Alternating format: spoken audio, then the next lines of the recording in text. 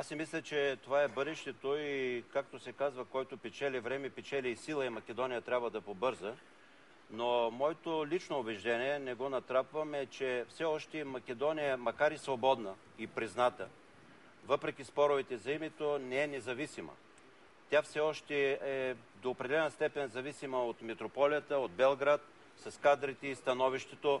Време ли е Македония да бъде приета в НАТО или в Европейския съюз?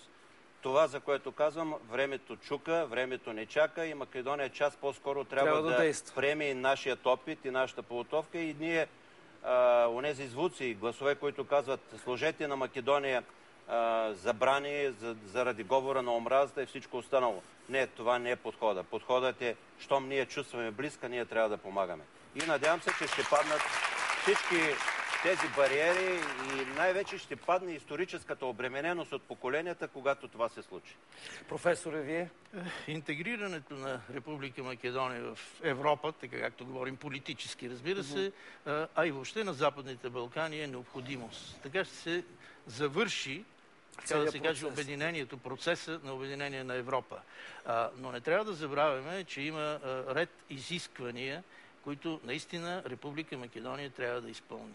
И да разберат нашите приятели там, че когато ние говорим за тези проблеми, нерешени проблеми, ние не поставяме допълнителни бариери, а само посочваме начин, по който и самото македонско общество се развива по-добре, по-стабилно и по-уверено. Ако ми разрешите да допълня професора, значи, и на нашето общество в България, и на македонското общество трябва да ни стане ясно, че ние се готвим да станем съюзници. И в НАТО, и в Европейския съюз. Това да се съюзник, да, защото ние често пъти не сме попадали на добри съюзници, но този път не бива да грешиме. Винаги трябва да мислим за това. Ще бъде ли Македония лоялен, надежден съюзник при всичкото време, което ни предстои да живеем заедно?